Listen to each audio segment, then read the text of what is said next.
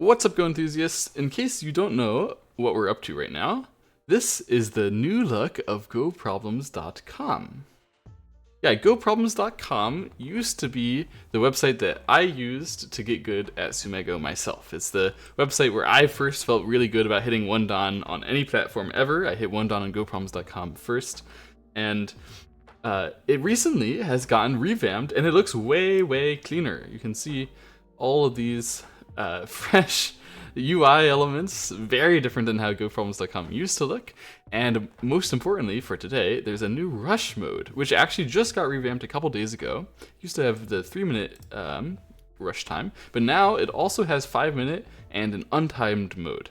So I think it's really cool. I think it's great that GoProblems.com is still being updated.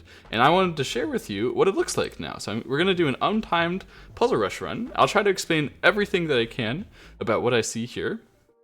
And hopefully you guys can take this and try some Puzzle Rush or some GoProblems.com yourself. All you have to do is just search it up, type GoProblems.com in your browser, and you can solve these puzzle rushes just like me. All right, so we start here as black to play. Obviously, the way that this works is permanent time limit. I could spend an hour here explaining this problem if I wanted to. And the goal is to get as many right as I can before I fail 3 and my 3 hearts go away. So this problem is quite easy. It starts off at 32, it's going to get harder and harder as we go on. In this problem, the white stones, all these white stones, are in Atari, and we should capture them. Capturing them is good.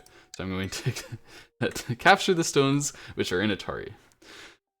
Actually, just identifying stuff like that is the main thing, in my opinion, that you learn from Tsumego. Of course, you can learn reading and judgment and these things, but a lot of those you tend to learn in the game just fine.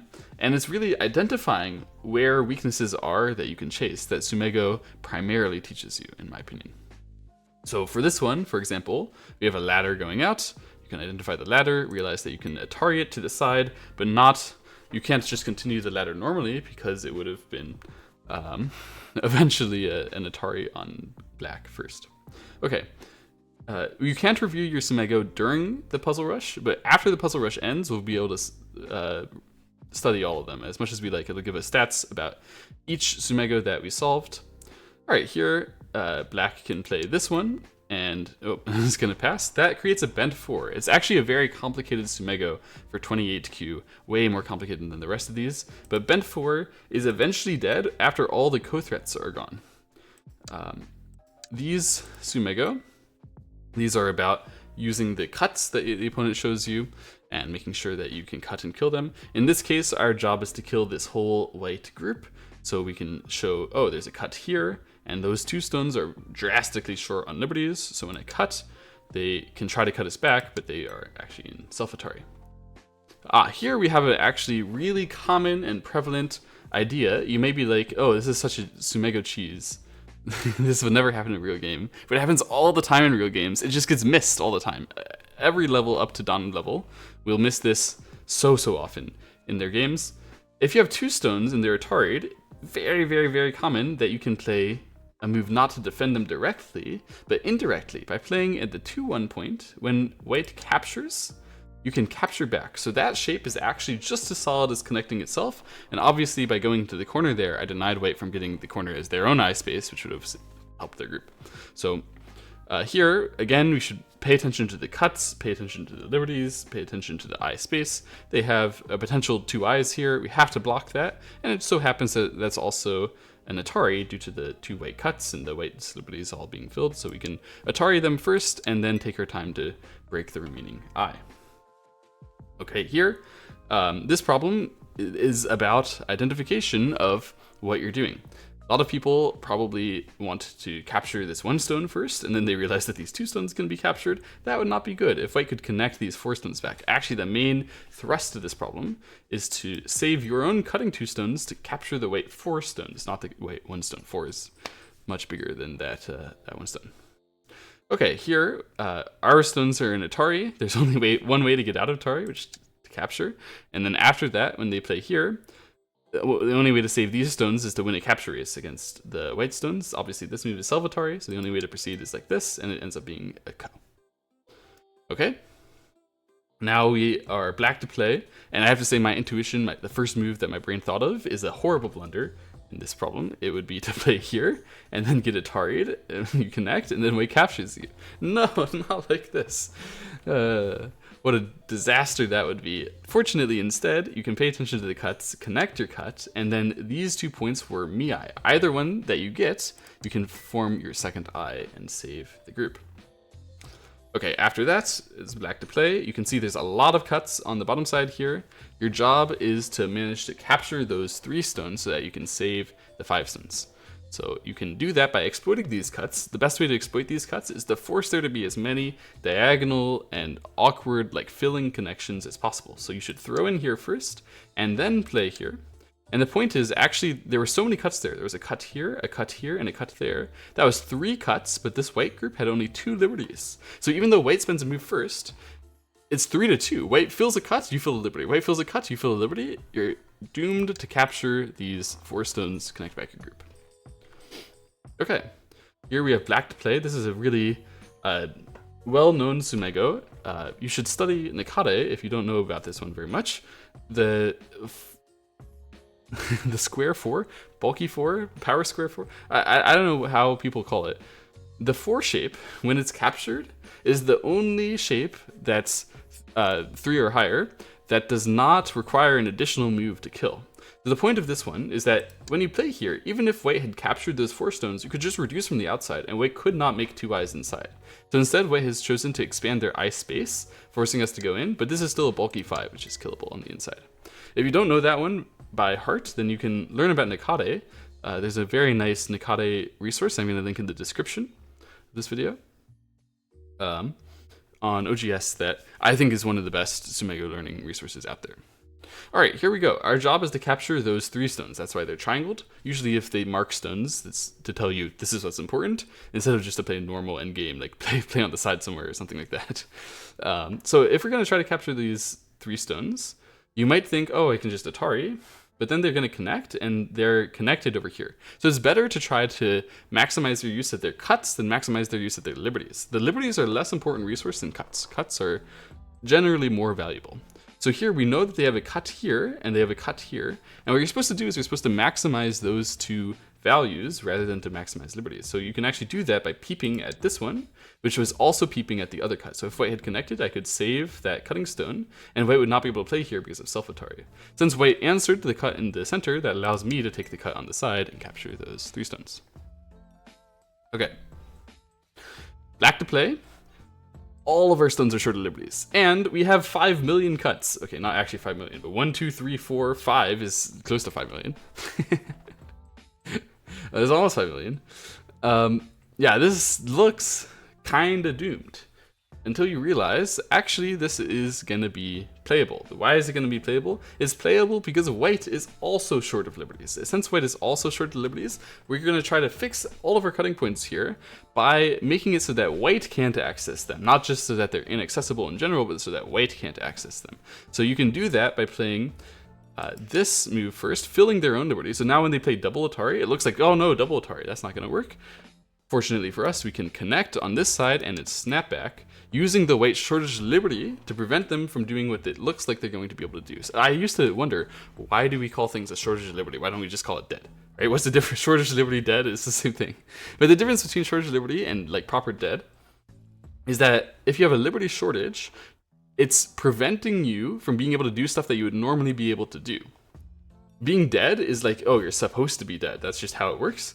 Shortage of liberty is like, I'm not supposed to be dead, but I am dead because I just don't have enough liberties to do this thing that would save me, right? So that was the case for white there. They double Atari'd by all right, they should be able to capture a stone, but because they're short of liberty, they get captured in the end. All right, here we have black to play. Our job is to maximize our eye space here, maximize our eye shapes, make sure not to get too cut over here. So obviously, first of all, this move is very attention grabbing to me. It maximizes a lot of eye space and at the same time threatens to make 2 eyes directly, so we should read white throwing in. And then I could just maximize eye space again by diagonaling, making a tiger's mouth to the top side, and then even if they try to reduce that as much as they can, I'll get a couple eyes on the top side. It's not possible for white to reduce that enough, so here and here, even though they throw in, I have my eye on the top. Okay, Now we're black to play. There's 3 stones here. Those marked stones are short of liberties. There's only 3 liberties, right? It's important to note when you have locally dead stones, it's your job to play. This means it's a capture racing time. And the white stones, they also have 3 liberties. So if I did something that didn't take a liberty, like let's say diagonal here, they're just gonna fill my liberty and it's an instant fail. So every time that I get a capture race type of situation in my game, or in my Tsumego, I count liberties first. I know that sounds very stupid to harp on about, but it actually is really important, and it's a skill that, believe it or not, differentiates high-don players from low-don players. I know this sounds like a ridiculous thing to talk about, but I'm serious when I say most 1 or 2 don players don't count liberties here. They just see the shape, they see their intuition, and they go with intuition. But all the high-don players, the pros, they count liberties here. They know that's 3 to 3. And they might count very, very fast. It might be intuitive to count, but they have that habit built up from spending their time looking at this problem and counting first slowly and humanly and consciously. And only after you do that a lot of times do you get good enough to be able to unconsciously count liberties. If you don't have counting liberties as the first thing that you do when you see this problem, you should change your intuition about that. Anyway, once we talk about that a bunch, you can see if white connects here, they have 5 liberties. That's only cost them 1 move. So if they connect here, it's obviously just going to work for them. I play a move, they have 5 liberties, they would have 4 eventually, and I would have 3, so it's not working. So I have to play here. And then once this one happens, if I let them capture that 1 stone, that's not going to be good either. They're going to have 3 liberties, even after I force them at, Atari. They're still going to have 3 liberties, and then 2 of them are approach necessary, which means I won't be able to give them Atari. That means effectively they have 4 liberties. So it's absolutely necessary to extend down again. And then at this point, I can play either Atari here or the other Atari. I tend to like forcing my opponent to connect back to the place where I already have a lot of stones. So this cut is more tempting to me. And then obviously if I Atari'd here and they connected, they would have 4. So I have to Atari on this side instead. If they connect, then I can Atari here, and when they connect, then they have 3 liberties. I can finally just fill their liberties straight. There would be no cutting points left. That was sort of a long sequence. It's called a tombstone sequence, and it's actually really famous and worth studying if you haven't seen that one before. Okay, black to play. There's a huge amount of open eye space here, and there's also an open eye shape here. So to be honest, the first variation that I read was take the open eye shape, let them play the eye space, take the open eye shape, and then, oh, that's Seki. Whoops. And then I realized, oh, that means that the eye space is super important. So I should play here. They can do this, but I can reduce the eye space like so, and they're left with only their 1 eye. Okay, now it's time to capture these white stones. You should do that by maximizing their cuts. This is a situation which happens all the time in Tsumego and is quite instructive for real games. People tend not to believe after my 2 stones get captured, my opponent is still not connected, but it's true. If you extend out 1 stone here and then you cut like this, white captures your 2 stones and you go, no, my 2 stones, how could that have happened to me? My 2 stones got captured, so they're strong now. But it's not necessarily true, especially not true when their capturing moves filled their own liberties against your neighboring black stones. In that case, the fact that these connections, the white connection of this whole group to the center stone to the other stones, are not solid yet, is actually abusable. So in this case, if I play a Hane outside, they can Atari, and I can cut like this. And if they connect, filling their own shortage of liberty problem, I could eat them. And if they capture, then I could eat them again and fill their shortage of liberty problem again. So in fact, this problem, if I play here, they have to play here. They have to fill their liberty problem themselves. Interestingly, that would work for white, because if I cut, then Atari is working. Very important that you notice this kind of thing. When you are targeting their shortage of liberty, do not assume that your opponent will ignore their shortage of liberty. If you are targeting, oh, I'm going to beat you up with a shortage of liberty sometime, think about that from white's perspective.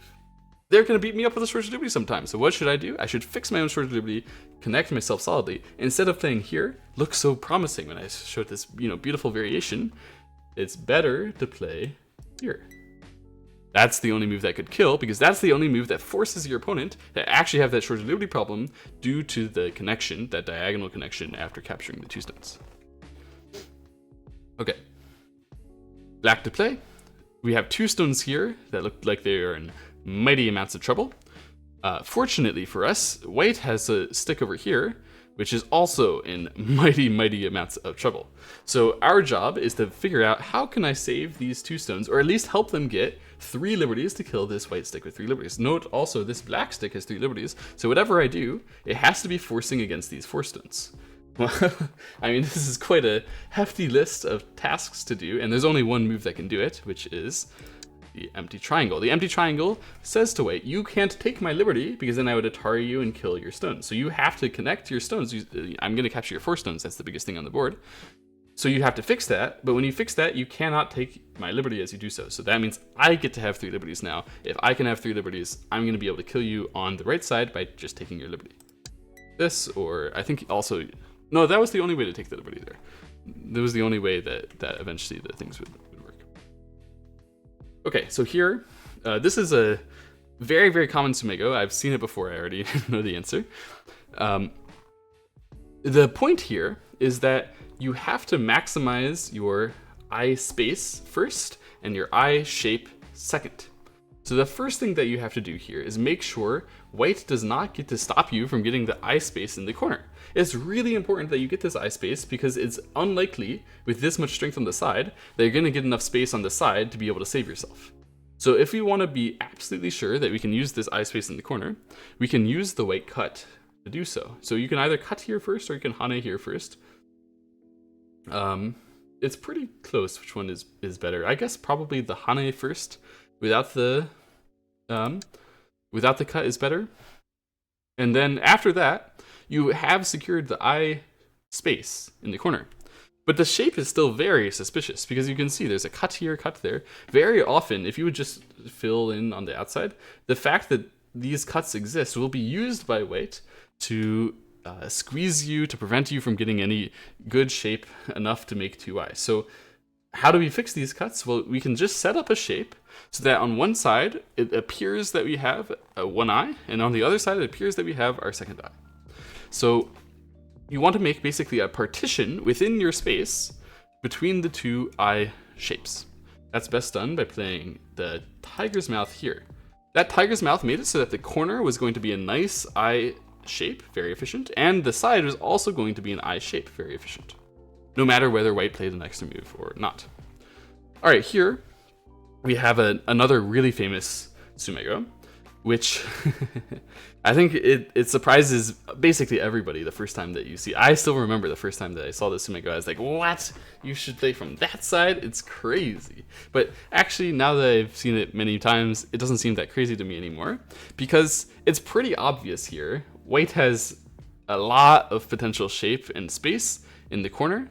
You're not going to be able to kill this in terms of life and death. You can only kill it by a shortage of liberty, meaning they should be able to live, but they can't because the liberties are too tight.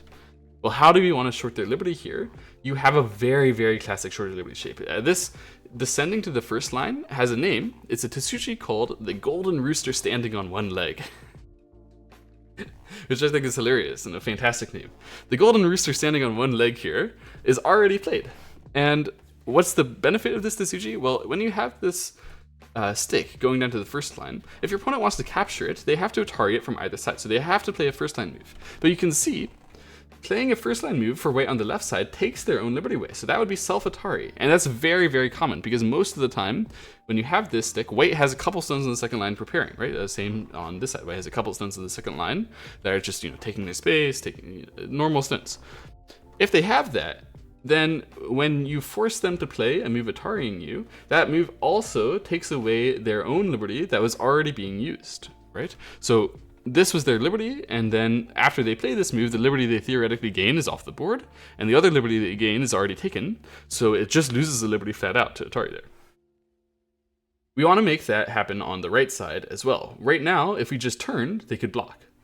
And if we played here, then they could make a ko, if we attached it in the corner. And if you did this one, then they could directly play. So there's only one option left, which is to throw in here. Fascinatingly, when you throw in, they can't do that because it's self-Atari. They can't do that because it's only 1 eye. And when they play here, we can play like this. And now they couldn't fill in the 2-1 point because it'd be self-Atari, just like on the left side. The golden rooster standing on 1 leg, very important to tesuji to know. I'm not kidding. I'm serious. It really is, guys. Trust me. Okay. Here we have black to play. We have some eye space in the corner, and we also have plenty of cuts here. We don't have a clear eye shape yet, so to me, my first intuition is to get more eye space, to play on the outside, fix my cut, get some more eye space, wait and see what happens. Then if I did this, then they could throw in here. It seems like I can block in order to get more eye shape. I can get the eye shape in the corner, get the eye shape on the outside. That looks well and good until you realize that this move took my own liberty away. So then when they Atari here and I connect, then I get captured. Ooh, it doesn't work. So what can I do? I can look to take the other one, but they're going to throw in, I block, they're going to Atari inside, and when they capture, they're going to Atari inside again, and again I'm going to die. That's a very classic shape. So unfortunately, it seems to not work. I can only play here, which means if they play this one, I have to play this and let there be a ko. If I play here and they play from the outside, then I can play here and I can recapture, so that would live. So when I play like this, that's going to be a ko. Or is that the right way to play? Because I could also play here. If I play here, how can white kill? Obviously, this seems to be a second eye for black, so what do you have to do? Shortage of liberty. Every time that you want to do something, but it looks like it's taken, shortage of liberty. And in this case, white has so many outside stones prepared to short the liberties. If black adds any extra stone outside, that it's definitely going to work. When black plays this 2-1, white can play here, black connects, and white can throw in. So that means the ko is indeed forced. All right, black to play. We're trying to kill this white group. It has a lot of eye space and not that clear eye shape. I mean, there's not that clearly a vital point here. So my first intuition here is to reduce the eye space. That's my general first intuition. I've seen this problem before, so it's not actually my first intuition. But if I play here, my opponent could follow me to play for eye space. If they block either side, then I'll Hane the other side and I'll throw into the bulky 5 and I'll kill them. So what should they do instead? They should stop me from playing the bulky 5 point, which is exactly here. They should emphasize on eye shape. If I did that, then... or if they did that, then black would have to throw in, connect, and you can see eventually that's a seki shape, where black can't Atari either side, it's a bent 4, not in the corner. So that means black needs to take the eye shape point first himself. He cannot take these eye space moves, so he has to play here.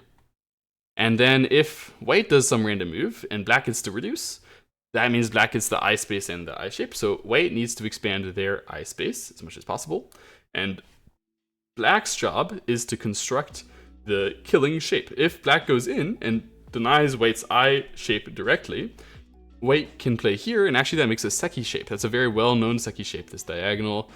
I don't know when it started, but at some point in time, I started thinking of that as the pizza shape. And to be honest, I don't know why. It doesn't really look like a pizza. Maybe it's like a pizza slice. Like I'm thinking of like 2 pizza slices next to each other. You ever like line up 2 pizza slices next to each other and you put them in the plate to put them in the refrigerator for leftover pizza the next morning? Like that, I don't know. That's what I think of. And I think of this shape where you throw in, white gets more space, you play the diagonal, and white plays here. And it's seki. It's like these 2 slices of pizza that just don't interact in the right way in order to eventually kill the group. Anyway, the point is here... oh, they didn't do it. If they played here, then I would play this one instead and kill like that. Instead, when they play this way, then I can Atari here, and when they fall back, I can play here, and they do that, and I play here, or they do that, and I play here. So it's not going to work anyway for white. All right, so now black to play. Time to kill this group, this white group on the right side. It's obviously short of liberties again. When I say short of liberties, what I'm talking about is all the outside liberties. I'm not talking about the liberty situation inside. I'm talking about how all the outside liberties are filled, which means if we fall on the inside and then they had to do something, they wouldn't have an outside liberty to rely on. I would be able to pounce, right? If something would happen. Not saying that it would, but it's just something that I notice every time. Whenever all my opponent's outside liberties are filled, I take a stock of that. I'm like, oh, outside liberty is filled. First thing that I do when I look at the problem. All right.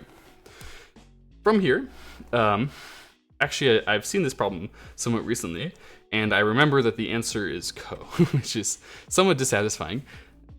The correct way to do it is to read through all the variations and figure it out and realize that it's ko, and hooray, hooray, hooray. I'm not gonna do it correctly. I just want to play the code because I don't really like this kind of problem. I find it kind of boring, to be honest. If I play here and they block, I guess that's the one variation that I will read out. I can play here and then they do that, but then these two moves are kind of like Miai. If I took this one, they take that one and it's ko, and if I took that one, they take that one and it's ko. So that's not working. Oh no, what the heck do I do? Well, if I play here and they play here, I could try to throw in. Wait, did I misremember this problem? Because actually, if I throw in and they do that, oh, then I can capture here. So that's gonna work. Okay. So throw in, if they connect, then I can Atari here first, and then I could kill because they're one I space shorter than they used to be after that. When I throw in, I filled in their one I space on the first line by forcing them to connect there. And then if they backed off, which I briefly forgot existed, then they would only get the one I. No one told you I'm live. Well, currently I'm recording for YouTube, so no one will tell you. Okay. Black to play. So black to play and kill this group. Black, my first intuition is that there's a lot of open eye space on the top side. So my first intuition is to Hane here. However, unfortunately, white can back off here, forcing me to come in, block here, forcing me to connect back, and then this Atari, because there's two cuts in the corner, it will allow white to save themselves. Well, that's unfortunate for me. So what do? That means I should use the fact that they're short of liberties. I should have just used the fact that they're short of liberties from the beginning. There was no reason for me to read a wrong variation here. But if I block like this and they expand their liberties, then I can throw in, and when they block, I can do that. What's the name of that tesuji, guys? What's the name of the tesuji called? When I play here, they expand their eye space. I play here, they block, and I play here. That's the golden rooster standing on one leg. It's so common, actually. It happens all the time. In games, in Tsumego, it's everywhere. Absolutely everywhere. So here, here, and here, I make, instead of making a killing shape, I make a capture race shape. It's a shortest liberty shape. Technically, the life and death should work for white. That's not a dead shape. But they can't Atari it because they're short of liberty. Okay. Black to play. And this one is a problem that I used to get this type of problem wrong all the time. Even as a Don player, I didn't really understand how this kind of problem works. You have a vital point over here, and it looks so tempting. Just play the vital point, man. Just play the vital point. But if they answer, then you can push, and you can block here, and you can play this, and you can connect back to the left side. It's so obviously working. The problem is, when white sees, oh, you're going to target my cuts. So the point of this throw in, you're going to target my cuts and beat up my cuts. Then what I can do is I can pay more attention to my cuts that you're targeting. Right? And I can play a move which gains more value by protecting the stuff that you're really going after. So a lot of people, they think, oh, if I do this and I can get some capture race, some cut trick, obviously that's going to work. But it's not just obviously going to work no matter what. In this case, white could block like that, and then you're going to be darn out of luck because you have no way to really effectively reduce that at the same time as you keep this connection. If you come back to fix this connection, white can live with the two eyes. So what you have to do here is you have to realize, oh, I'm aiming at this cut. I'm also aiming at this, but I need to make sure that my move is efficient, whichever one that I play, right? So if I'm aiming at these two things, I want to have a move that's efficient for both of them, and I know that these stones are short of liberty, what do? I target them both at the same time. And by doing this, I prevent white from getting the very, very nice like double shape that they were aiming for that whole time. Okay. Here we have a problem that's really common at the very low ranks, and people say, this never happens in game. Why would you ever show it? Why did the Don players force us to do this? And here it is at the high rank showing up again. Actually, this type of problem is the real reason why we show the beginners double snapbacks. Hint, hint, hint. Double snapbacks are more common from afar than they are like actually appearing in your game. It's more common that you can guide the position into a double snapback than it is that you would, directly experience one. And it's kind of cool. So we like to just show it as soon as we can to people so that you can experience, oh, wow. Whichever way white captures a stone, they're going to be short of liberty. That's cool. It's short of liberty even though you capture a stone. Why is that? Because the stone that white adds gains no liberties, obviously. So yeah, some people do hate this kind of problem because it's hard to visualize. That's understandable.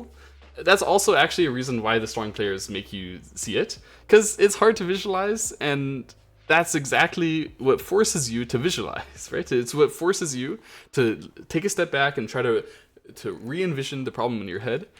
A lot of like precocious learners of the game are prone to skipping steps. Oh, I can just have the same understanding. If you have the same understanding as me of all these Tsumego, you hardly have to read to solve them. So then how do you train your reading? We have to give you problems which are quite difficult to understand.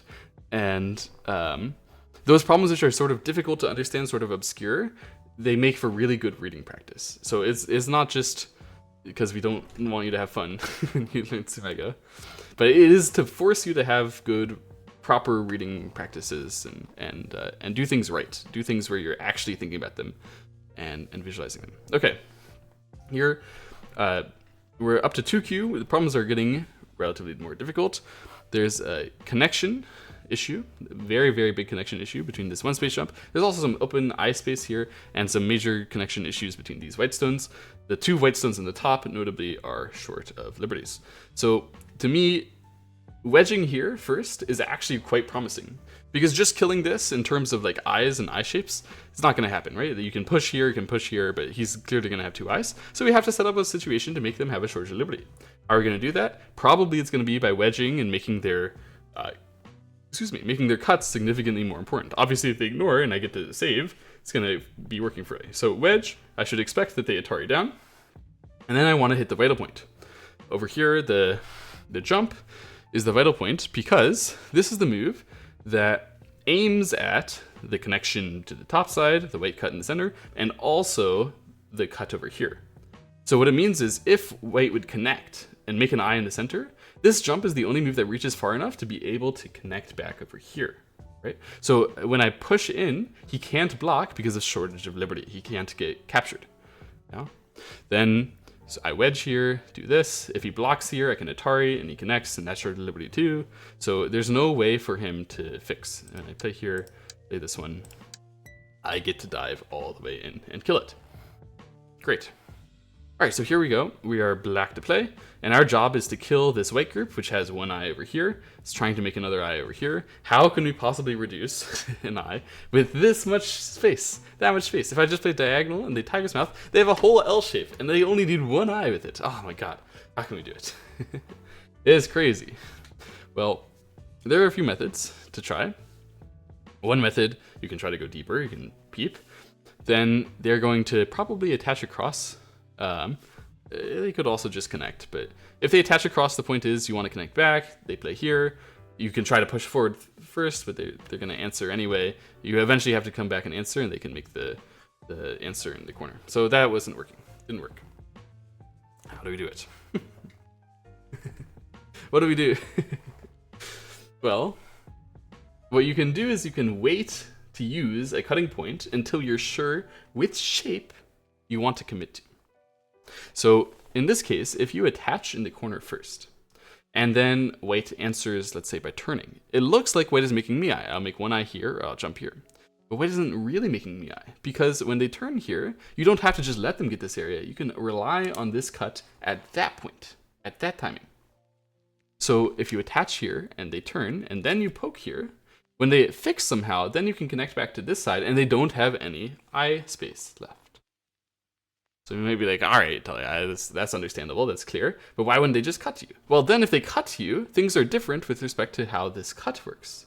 If you play here and they cut you, and then you cut directly, they Atari down, they split you off, but then you can connect to that 2/2 stone, and then you can capture race their stones in the corner. Then again, they have no eye space left to speak of. So playing here, maybe they're gonna jump here. Then I can clamp, they're not gonna get any eye space left because their cut is just completely blown open. But if they tiger's mouth, then I can play push here and then I can connect back. Eye space blown open. There's no way for white to respond to this one that's going to generate the safety that they require. Okay, in this problem, I should cut here, and it actually allows them to Atari, which is forcing, and then save the corner. So that is the correct way for white to play, so they can save at least a little bit, but it's still the good way for black. All right, this one is a famous Tsumego as well. Obviously, if you play some other random move, they're gonna go here and they're gonna make 2 eyes. So you gotta block them from making the 2 eyes. But then the trick is, okay, I block them from making the 2 eyes, then how do you continue after that to kill the group after it tries to make a second eye on the top side, right? It's not that easy. What do you guys think? Here, there, now what? If I Atari first and connect, it seems to be, oh, I can connect. But they have captured when I Atari'd there, so they're not shorted liberties anymore. That means that they can Atari here, and I'm shorted liberties. I can't connect back like that. So what do? It's a very fantastic trick. I actually like this one a lot. This one makes me happy. You throw in here first. What? Why? I just gave up the 2 stones. The reason why is that now, when you did that, white couldn't play on this side. They still had that shorted liberty, and now you trigger the shorted liberty late. You can throw in again here. They couldn't capture because of snapback. You use this stone to prepare the shorted liberty, and then you can reduce on the top side like that. Very, very fun, beautiful problem. All right, here, this problem I saw recently as well. I like this problem a lot. This has another shorted liberty way later into the sequence. This one took me actually a little while as I was solving it in a run before. I did a couple runs of this puzzle rush to try it out. I had a lot of fun. Yeah, this problem, you should Hane, create the shorted liberty. This shorted liberty is the basic one. I think that one is relatively easy compared to the second one, which you were supposed to see from the beginning, which is that you should play here. And then if you connect back, you can't kill this, actually. They're going to play on the inside, and they're going to kill your group. And then they're going to live. So how do you kill it? You have to recognize this whole thing will be shorted liberty, as you did the Hane from earlier, and you have to know to play here. The meaning of that is that at this moment, oh, my inside moves are shorted liberty, but they're shorted liberty too. So they couldn't connect there because you would capture. Since we could capture those 2 stones on the outside, they could only capture the 3 stones. We would be able to kill. They didn't have enough eye space left. Okay, here, this is a problem I haven't seen before. We're up to 3 dawn, so this should be pretty challenging, even for me. Black has 4 liberties, white has 4 liberties. I told you I count liberties first thing, even even at my level when I see a Tsumego problem right away. Okay, black has 4, white has 4. That seems like I should be able to fill a liberty and just start chasing them. But the problem is, if I fill a liberty, they're going to be able to try to connect to that stone. So let's say, like, for example, I push here, attach, they're going to connect here, and then at that moment they have 5, and I have still only 4. So if I connect, they play here, I go in, they play there, I go there, here. If I had a stone on the 2-1 point there, it'd be a different story, but as is, I would lose the capture rates by 1. If I just go in full, balls to the wall, no attention paid whatsoever to the situation. So I can't just directly capture race that way, unfortunately. It does not work immediately. However, I can try a few tricks. So one trick is that I could attach here. That doesn't take a liberty, but if he fills, then I can play attach here again. And then if he cuts, then I can cut and attack. So if he plays from the outside, I can play maybe this move. But he could still Atari. So maybe there's not really the first line connection move that I need in that kind of sequence. I could never actually cheat. Okay. So then it should be an outside Aji thing.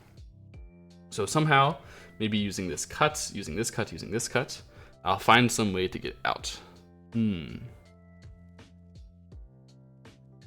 So my intuition is to cut here, which obviously if white responds on the outside, I'm going to descend and kill. And if they respond by filling my liberty on the outside, I can Atari and then descend and kill, because I'll have 3 and they have 2.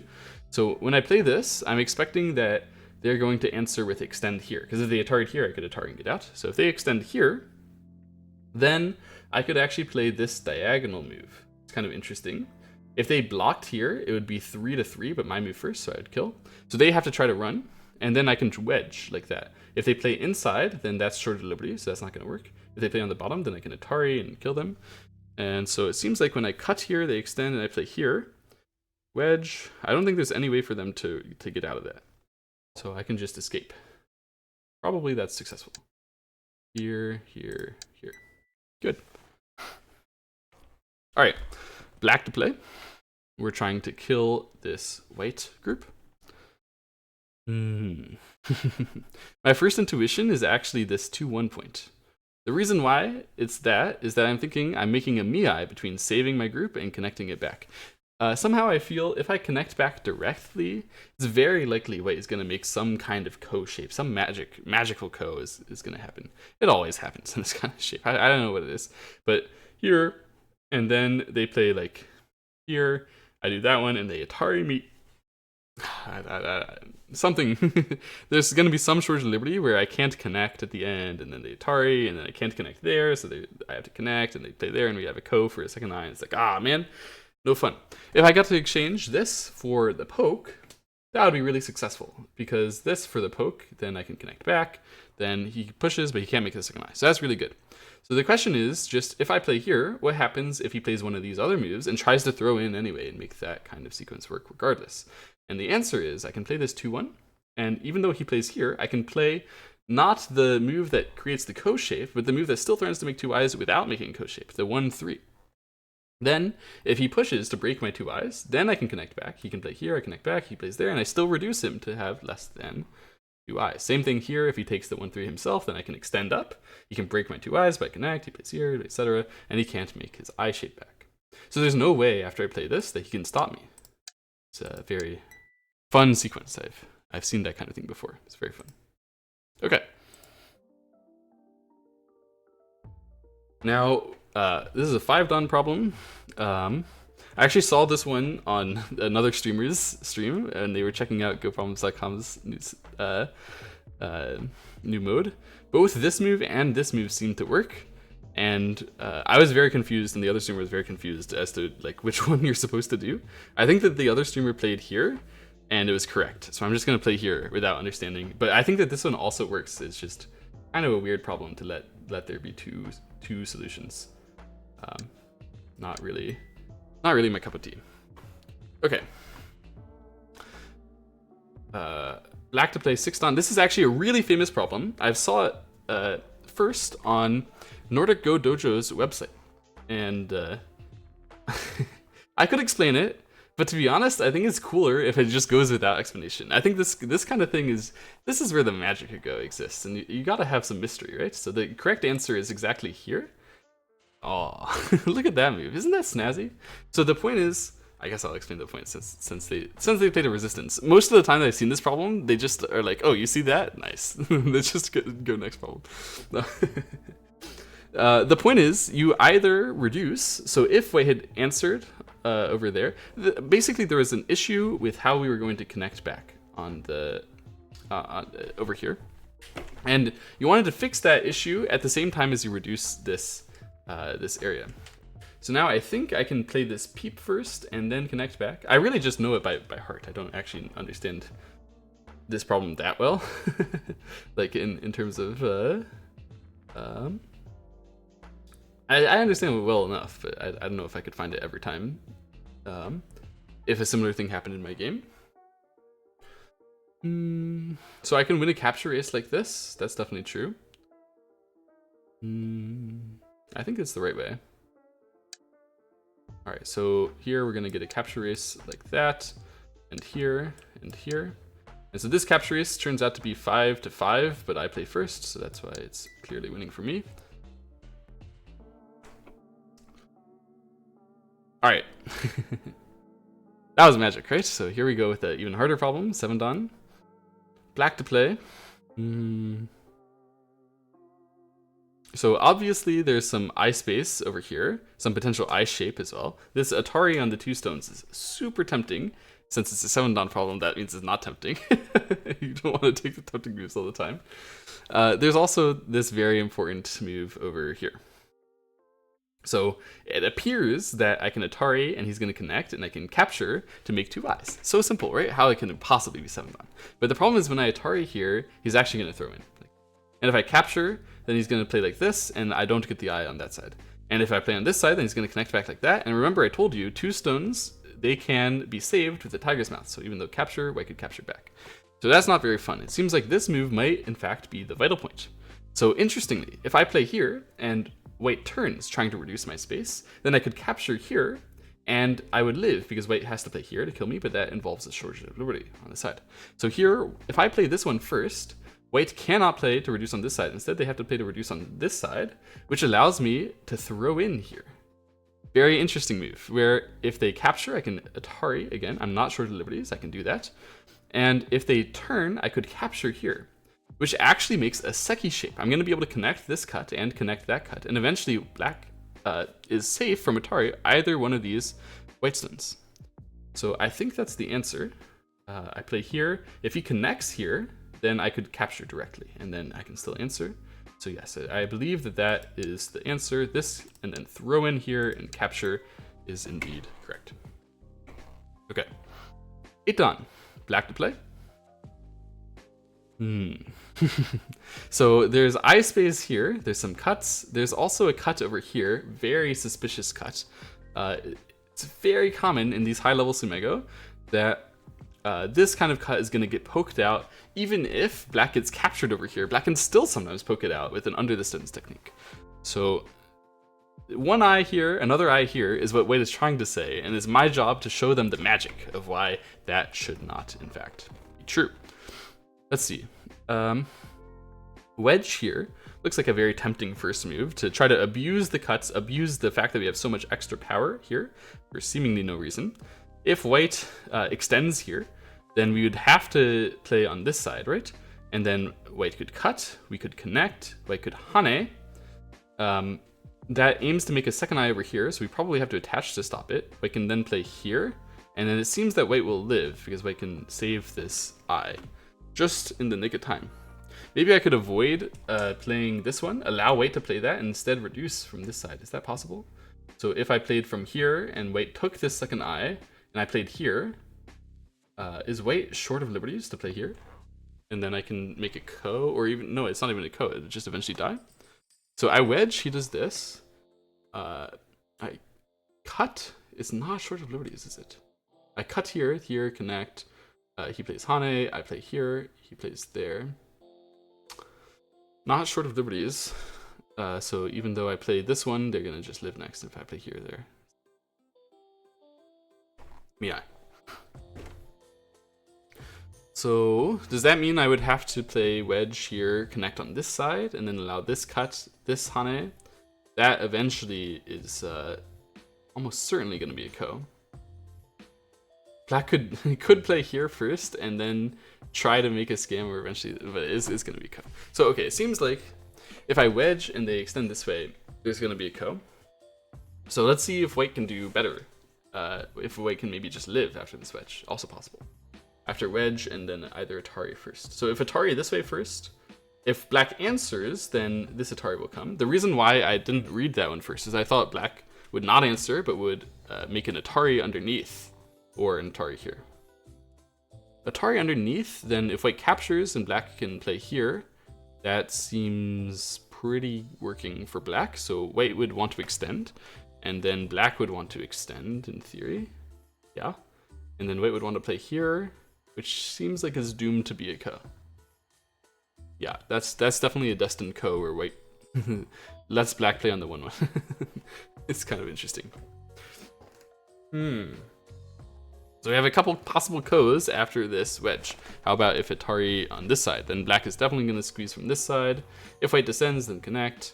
And if white captures, then this, then that's super successful. So here seems to be ko. Here also seems to be ko. That's a lot of kos. So it makes me think I'm supposed to kill this without ko. Maybe I can do that if I play clamp first. Clamp first, they descend. And then if I wedge immediately, doesn't seem very successful. If I hane first, then they can extend. And usually that's not very successful either.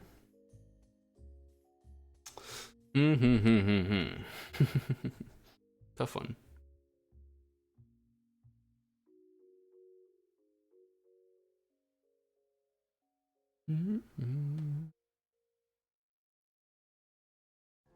Tough one, tough one, tough one. Perhaps it is a ko. Honestly, if I was on my own and just studying, I would spend more time reading, fleshing out my understanding, figuring out which ko is the best, that sort of thing. for YouTube video content, I think that's too boring, and I kind of want to get this over with. Let the video be shorter. So I'm just gonna wedge and see what happens. Oh, they did this one. Interesting. This one we thought it was gonna go here, and then go like that, and it's correct. Hooray! Okay. Oh no! Oh, please refresh the page. I believe what just happened is we hit the limit. This this feature is still, under development. It's still being worked on. I don't think it actually has 9 dan problems. Every time I've gotten up to 8 dan, it has not allowed me to see the 9 dan problem. And it may actually not... Yeah, let me report this to the administrator. There is a Go Problems Discord, by the way. I'll link that in the description as well. I recommend that you guys join in, and the developers of Go Problems are just there and willing to talk to you. I like them a lot. I love this site, even though maybe objectively 101Mechi is a little bit more clean and all that. This site is so much fun. I have a lot of fun here. Thank you all for watching. Right after this run, I reached out to GoProblems.com developers in their Discord, link below, and they fixed the bug and restored my run for me no less than 12 hours after that finished. However, I've been very slow at editing and uploading. And yeah, this is now coming out a month after that. This feature has been out for a while now, and it's really good. A lot of people have tried it and enjoyed it, including me, and it inspired me to start doing more Tsumego, and I actually started a secret YouTube channel. So if you want to see more content where I'm doing Tsumego, Tsumego is where it's at. In this one, in today's video, I sort of explain things for a broader audience. In this channel, it's just about me improving, and if you want to watch, then go, feel free. But the content is very low quality for viewers. It's just I'm explaining what I'm thinking about directly at my own level. And also I put in a Shinjinso live Blitz commentary, which you might want to check out. That is probably better content, but it still was relatively low effort, so I didn't really want to put it on the main channel. If you check it out, you can tell me whether you think it's worthy of going on the main channel. Anyway, you don't have to subscribe to this channel, but I will be posting there a lot more often than on the main channel, because I do a lot of self-study, I do a lot of my own Tsumego study and real game study, and for me, recording it so I can watch it back is genuinely useful. I went back to watch a couple of these so that I could relearn what I had already learned and really internalize the lessons. Anyway, I hope you enjoy your own Tsumego journey. Try out GoProblems.com, please. It's great. And I'll see you for the next video. Bye-bye.